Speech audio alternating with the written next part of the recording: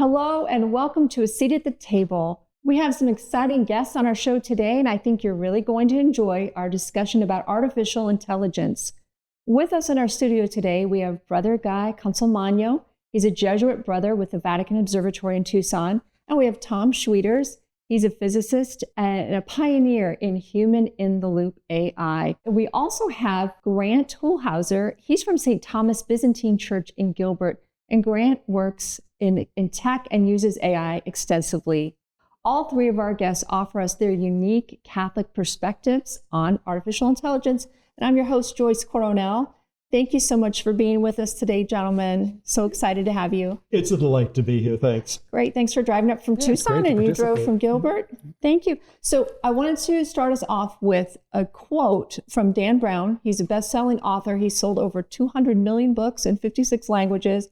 And he had something to say about artificial intelligence recently. So I want you to comment on this for me. Dan Brown had this to say: humanity no longer needs God, but may, with the help of AI, develop a new form of collective consciousness that fulfills the role of religion. Technological change and the development of AI would transform the concept of the divine. Our need for that exterior God that sits up there and judges us will diminish and eventually disappear. So if you could sit down with Dan Brown today, how would you, as a Catholic, counter that claim? And we'll start with you, Brother Guy. Well, as the old joke is, if you ever had a chance to sit to Dan Brown, the first thing I'd do would be to ask for a donation. But you have to remember that he writes fiction. And everything he said in that statement is fiction. It's very attractive fiction. The issue really to start with is his vision of God. And this is something that the theologian Michael Buckley once pointed out. If you say you're an atheist, you have to have a really clear idea of the God it is you don't believe in. And I may not believe in that God either. And the God he's talking about in that statement is certainly not a God that I believe in. It's not the God of Scripture. It's not the God of love. It's not the God of all the things that makes us different from an intelligent computer. That's a great answer, Father, but I'm interested in, Tom, what you have to say about that as well. What would you tell Dan Brown about that quote? Well, I'd never thought of asking for a donation, but I'd probably do that too. You know, it's interesting because he's hitting on something that he's talking about our innate need to fill that space for the divine. And he's talking about a collective consciousness. So I don't want to sound demeaning, but it's a revelation of ignorance, because the collective consciousness is the Spirit of God. That's what animates our lives. So if AI will come part of our collective consciousness, well, it's going to be influenced by the divine, by our Creator, because we're co-creators. So he's kind of missing the point in his desire to avoid God. He's saying that you can replace God, but it's the very God that's animating that decision. So it's kind of a naive perspective. Wow. Well, I hadn't thought of it that way either. And so this is an ecumenical dialogue on A Seat at the Table. So Grant, from your Byzantine perspective, I'm curious as to how you would handle this. Well, I want to piggyback on both points there. One, yes, it's a fiction. Number one, we're dealing with generative AI right now, which is basically parsing language in a way that's a super talented predictive text on your cell phone when it can suggest the next word you might want to say when you're writing a sentence. And it's not self-aware. It doesn't know what it's talking about. It doesn't know if the answer it's giving you is right or not. And general AI, which he's talking about, is a fiction. We're not anywhere close to it. Dan Brown probably wouldn't live to see it if it's even possible to make. But then from an Eastern perspective, we talk about God in his essence and his uncreated energies. His essence is that which is him that we can never be. That's the fall of the fallen angels and man thinking that they're equal to God in essence when we're not. We're part of his energies. And so talking about creator and created, likewise, when you're talking about computer software, we have our own essence as humans, and whatever we create is the created. It can never partake in our essence. It can never be us. It can be an imitation or a shadow of us, but it can't reach that, just like we can't reach the status of our creator. That makes sense. And, a lot of people are very worried about this technology and its implications. But I have to say, true confessions, I used AI to write some of these questions and to do some of the research. It's very helpful in going through information and doing so quickly. But there are some caveats. There's an image that I think is really useful, at least for people in my generation. If you remember the movie The Graduate, and at the very beginning of the movie, an old guy comes up to our young graduate and he says, "I have one word for you, son, plastics." As if plastics are going to be the answer to everything. And of the, Benjamin's generation, my generation, we knew plastics as cheap and shoddy imitations of the real thing. Mm-hmm. The fascinating thing is that both are true. 50 years later, 60 years later, plastics are everywhere, and they really are important, but they can also be nothing more than a shabby imitation of reality. I think AI has that capability. It can be incredibly important at what it does, or it can be a really shoddy imitation when it's being pushed to do something that it isn't. That's so interesting, because when I was a kid, our toys were all wood and metal, and then they shifted to plastic, and now my kids all had plastic toys. But my grandchildren, guess what? Their parents want them to have real stuff. Wood, exactly. That sort of thing. So you kind of wonder if AI will go through the same thing. Just a follow-up question would be, do any of you worry that AI, that people will look less to the church and more to AI for the quick answer or the quick solution? Is that a concern? Well, it has to be, but then people have looked to astrology, or they've looked to, other magics or Eastern mysticism misunderstood. It's a real temptation always to look for the easy answer. And as we were saying, there's no new sin under the sun. It's just a new way of committing that same sin. That makes sense. Well, Now Tom, I'm interested in your perspective on this. So I listened to an interview with Sam Altman. He's the CEO of OpenAI, and he talked quite a bit about his own, his perspective and the moral framework for AI. He talked about being an agnostic and said that he was influenced by his community and his family. And he said that AI was eventually going to encompass all of human, sort of a consensus on ethics and morality. So in other words, that's going to evolve over time. So is consensus a reliable guide when it comes to morality or ethics? Well, it depends on how you bias your information. So a consensus, it can be a consensus. That doesn't mean right or wrong or good or bad. It's the biases of what you have. And that's what we're seeing in AI. It's all about the bias of the developer. So I believe what he's saying is right, because we are ingesting and assimilating everything, right? So the connected data will still be there, but how we bias that data and how we allow it to influence us is still going to remain a human condition. I'm curious as to AI, and when it comes to morality or ethics, how might that differ from the Catholic view of morality, which is not a consensus sort of an enterprise? So I see things as cyclical and how quickly they react. It wasn't long ago we had a telegraph, and that brought communications in a whole new way, and news could spread much faster. So we're on this parabolic ascent of information, quicker and quicker and quicker. So if we are highly reactive, we're going to be prone to making quick decisions before we have enough information to form it. So the problem, especially for a guy like me, right? I suffer from this. So much information without the time to process it. So part of the problem is having just so much information that you can't determine what's real, what's disinformation, what's relevant information. So you're just like trying to eat every apple on the apple cart. You're going to get sick. Okay. I don't know if that makes any sense what I said or not, but it's an overload. And Grant, I think you were in the seminary for 3 years, so you've had quite a bit of study of theology yourself, and you use AI quite a bit in your work.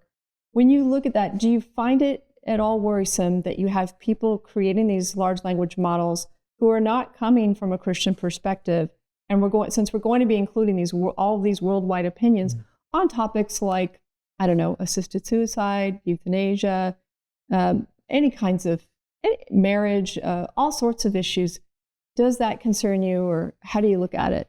I mean, in your original question, you talked about how people will look to it for quick answers. And I think that's part of the key. I think AI, excuse me, is good for the quick answers. The more information you give it, the more it's trying to compile a bunch of ideas together, and you're more likely to get errors. And thankfully, at least at the bottom, when you're going to type in a prompt in like ChatGPT, it says, please check your sources. This mistakes can be made.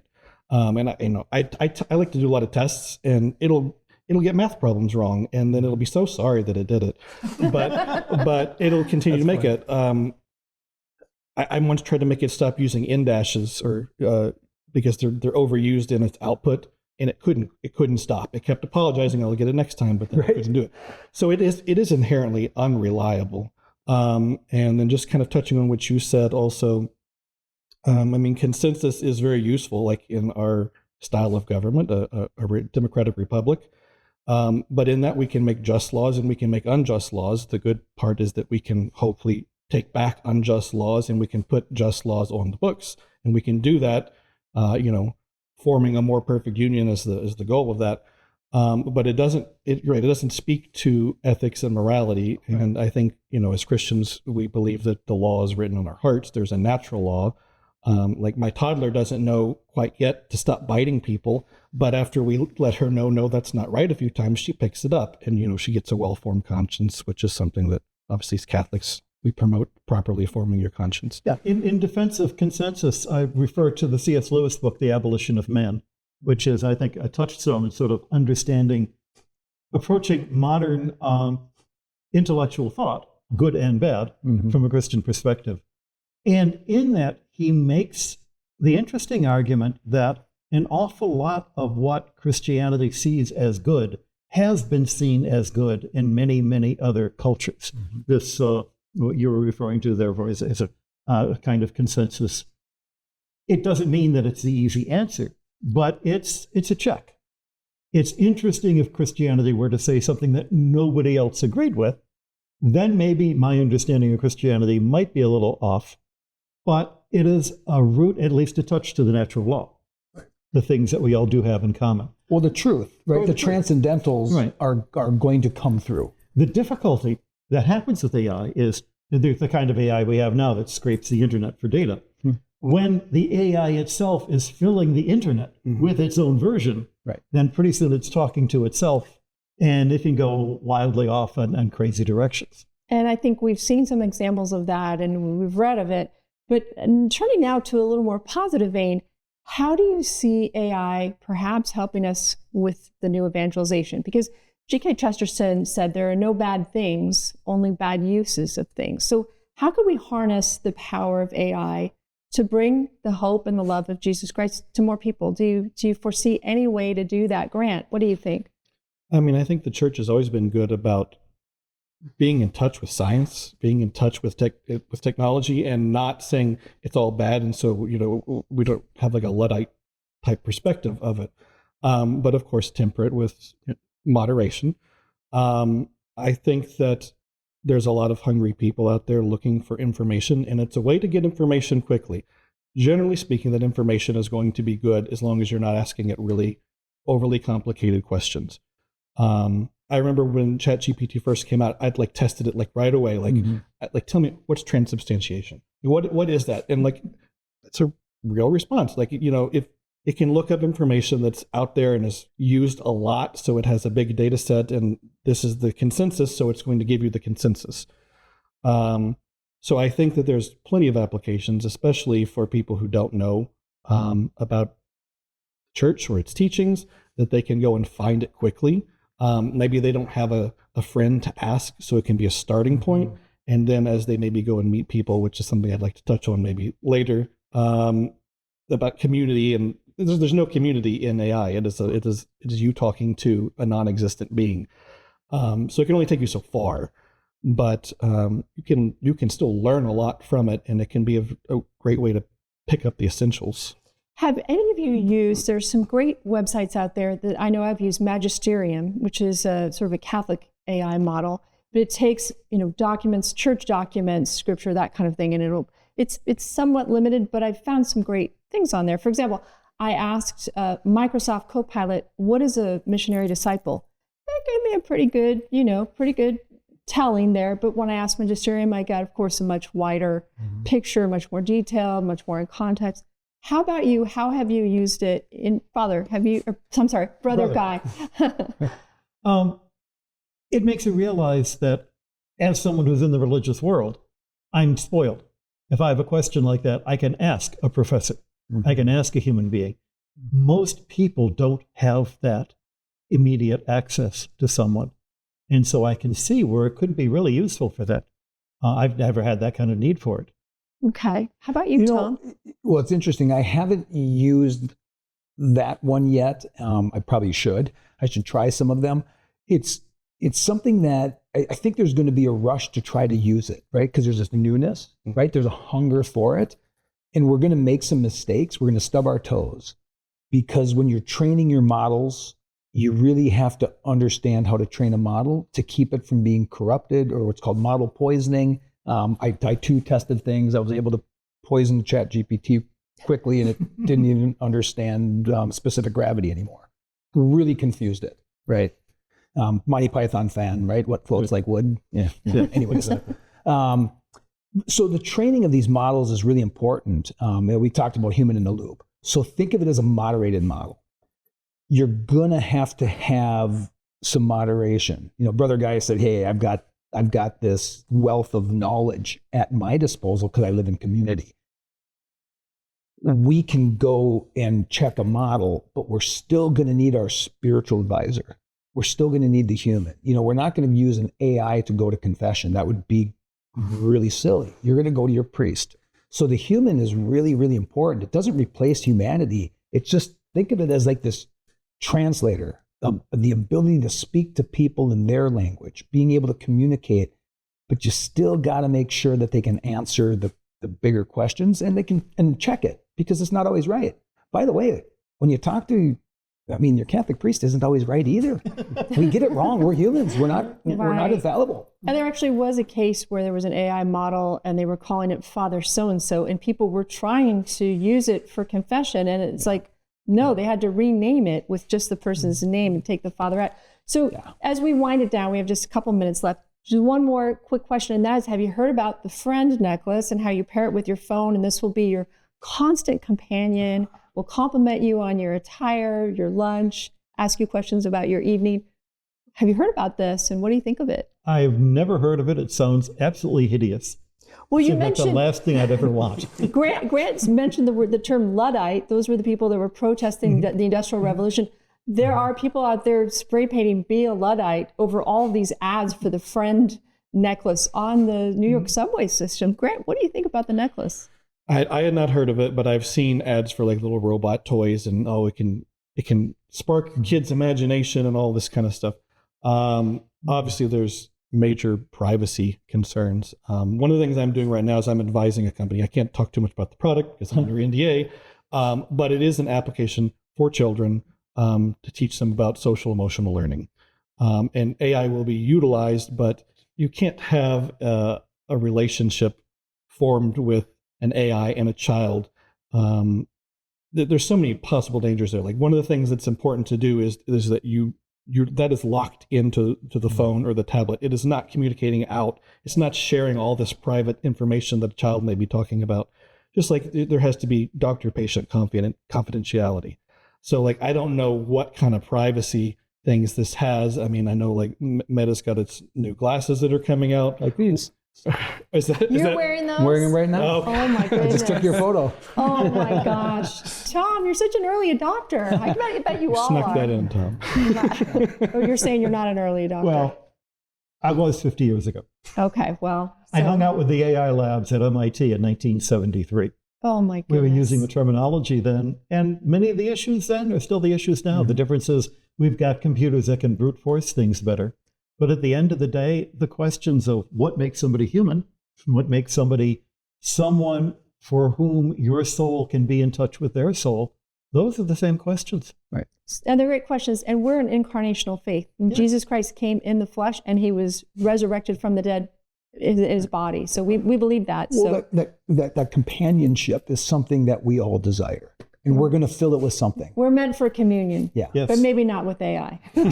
Well, thank you so much for joining us today for a seat at the table. I hope you'll subscribe and like and provide your comments below for future episodes. Have a blessed day.